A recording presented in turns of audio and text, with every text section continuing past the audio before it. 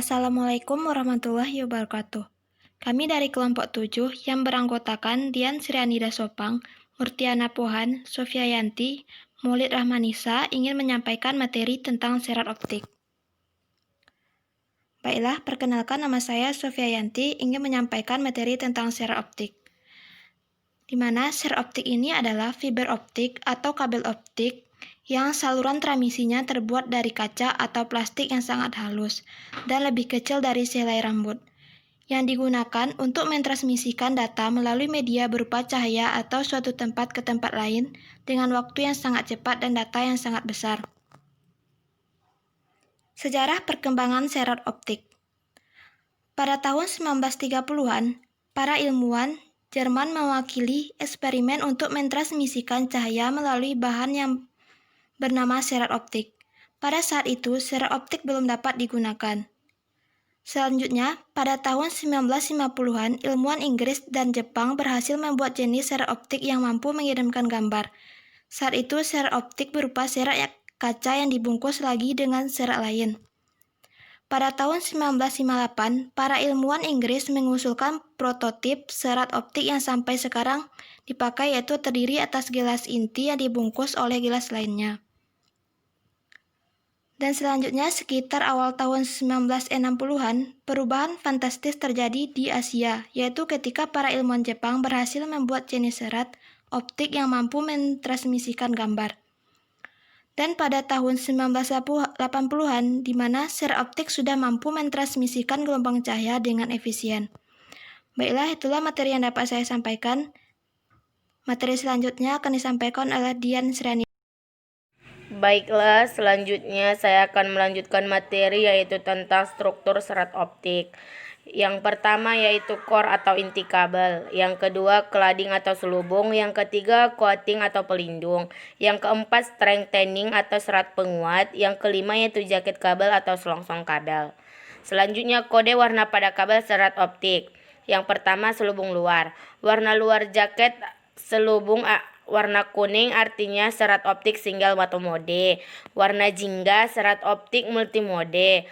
Warna aqua optimal laser 10 GB 50/125 mikrometer serat optik multimode. Abu-abu kode warna serat optik multimode yang tidak digunakan lagi. Warna biru kadang masih digunakan dalam model perancangan. Yang kedua yaitu konektor. Warna konektor biru artinya physical contact atau VC 0 derajat. Keterangan yang paling umum digunakan untuk serat optik single mode. Warna konektor hijau artinya angle polyset atau APC, yaitu 8 derajat. Keterangannya sudah tidak digunakan lagi untuk serat optik multimode. Yang ketiga yaitu hitam, artinya physical contact atau PC 0 derajat. Warna konektor abu-abu dan krim artinya physical contact VC 0 derajat. Keterangannya serat optik multimode. Warna konektor putih arti physical contact VC 0 derajat. Warna merah keterangannya penggunaan khusus. Sekian penjelasan dari saya. Terima kasih. Saya kembalikan kepada moderator. Baiklah, saya akan melanjutkan materi berikutnya yaitu mengenai jenis-jenis serat optik. Dapat dilihat pada gambar, jenis-jenis serat optik itu terbagi dua. Yang pertama ada multimode, ini dinamakan multimode, dan yang kedua yaitu ada single mode, yang ini ada dinamakan dengan single mode. Nah, yang pertama yaitu ada single mode. Single mode adalah jenis serat optik yang umumnya digunakan untuk mentransmisikan jarak yang lebih jauh. Fiber mode tunggal atau disebut juga single mode ini memiliki inti kecil yang berdiameter sekitar 9 mikron dan mengirimkan sinar laser inframerah yang memiliki panjang gelombang dari 1300 nanometer hingga 1500 nanometer. Karena memiliki diameter yang lebih kecil, yang memungkinkan hanya satu mode cahaya untuk merambat. Nah, jumlah pantulan cahaya yang dibuat ketika cahaya melewati inti akan berkurang dan dapat menurunkan pelemahan sehingga menghasilkan kemampuan bagi sinyal untuk bergerak lebih jauh. Serep optik single mode memiliki core yang kecil dan memiliki satu jalur cahaya. Perbedaan antara indeks bias core dan cladding sangat kecil. Single mode memiliki kapasitas yang lebih besar untuk mentransmisikan informasi karena dapat mempertahankan akurasi jumlah cahaya untuk jarak tempuh yang lebih besar dan tidak menunjukkan penyebaran cahaya yang disebabkan oleh beberapa mode. Dapat dilihat pada gambar yang ini dinamakan dengan single mode. Ini contohnya. Yang kedua yaitu ada multi mode fiber atau IMF. Multi-mode fiber adalah jenis serat optik yang dirancang khusus untuk mentransmisikan lebih banyak sinar cahaya dalam waktu yang bersamaan dengan masing-masing pada sudut pantulan yang sedikit berbeda di dalam inti serat optik tersebut. Multi-mode fiber ini pada umumnya digunakan untuk mentransmisikan data pada jangkauan jarak yang relatif dekat. Multi-mode fiber memiliki diameter core dan indeks bias relatif lebih besar daripada single mode fiber dan memungkinkan sejumlah besar cahaya melewatinya. Ukuran core kabel multimode secara umum adalah berkisaran antara 50 sampai 100 mikrometer. Umumnya NA-nya berkisar antara 0 sampai 20 hingga 0 sampai 29.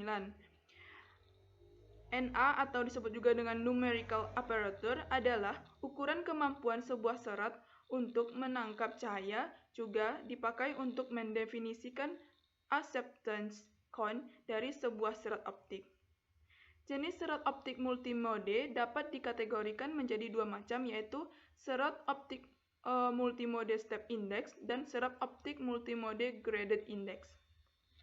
Dilihat dari faktor properti sistem transmisinya, multimode fiber optik merupakan teknologi transmisi data melalui media serat optik dengan menggunakan beberapa buah indeks cahaya di dalamnya.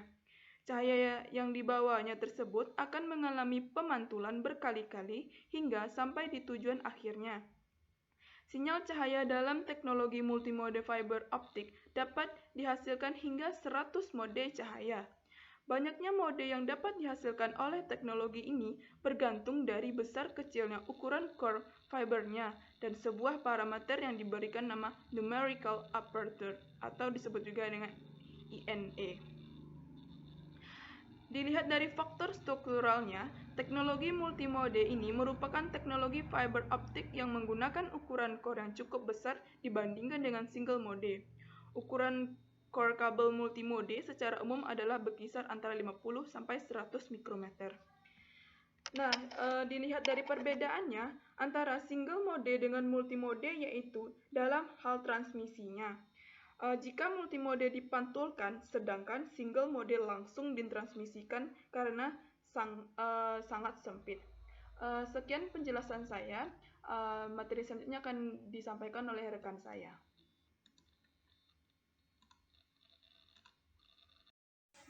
Baiklah, saya Murtiana Pohan akan melanjutkan penjelasan materi dari kelompok 7, yaitu prinsip kerja serat optik, di mana prinsip kerja serat optik ini dapat dijelaskan melalui gambar yang telah kami sediakan pada slide PPT kami. Bisa teman-teman lihat.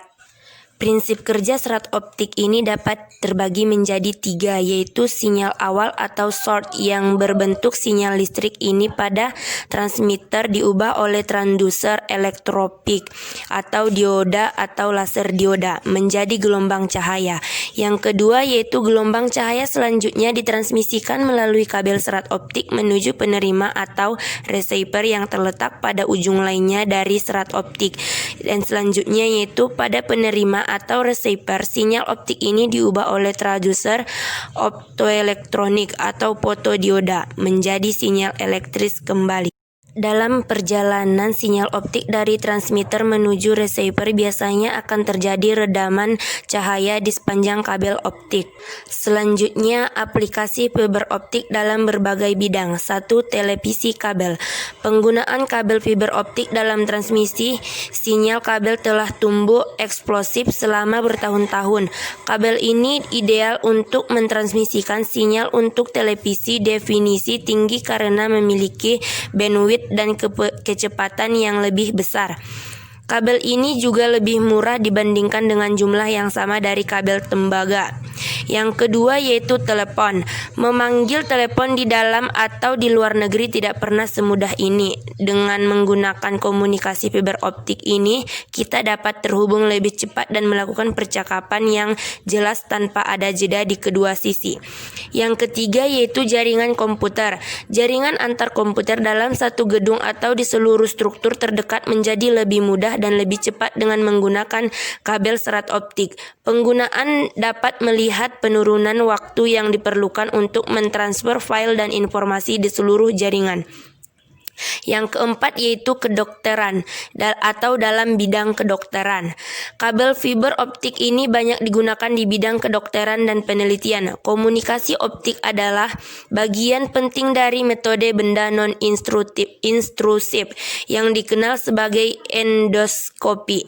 Dalam aplikasi seperti ini, 1 menit cahaya terang digunakan untuk menerangi area operasi di dalam tubuh manusia yang sedang dibedah, sehingga memungkinkan untuk mengurangi jumlah dan ukuran sayatan yang dibuat. Kabel ini juga digunakan dalam penelitian mikroskop dan biomedis. Yang kelima yaitu aplikasi militer dan luar angkasa. Dengan tingkat keamanan data yang tinggi yang diperlukan dalam aplikasi militer dan luar angkasa, kabel fiber optik ini menawarkan solusi ideal untuk transmisi data di area tersebut. Yang keenam yaitu industri otomotif. Kabel fiber optik ini memainkan peran penting dalam fitur pencahayaan dan keselamatan mobil masa kini. Mereka banyak digunakan dalam pencahayaan baik di interior maupun eksterior kendaraan. Karena kemampuannya yang menghemat ruang dan memberikan pencahayaan yang unggul, fiber optik digunakan di lebih banyak kendaraan setiap hari. Selain itu, kabel fiber optik dalam mengirimkan sinyal antara berbagai bagian kendaraan dengan kecepatan kilat. Fiber optik ini membuatnya sangat berharga dalam penggunaan aplikasi keamanan seperti kontrol dan airbag. Baiklah, itu penjelasan materi terakhir dari kelompok 7. Selanjutnya akan kita lanjutkan melalui via WhatsApp kepada ibu dan teman-teman yang sudah menonton video dari kelompok kami. Kami ucapkan terima kasih. Assalamualaikum warahmatullahi wabarakatuh.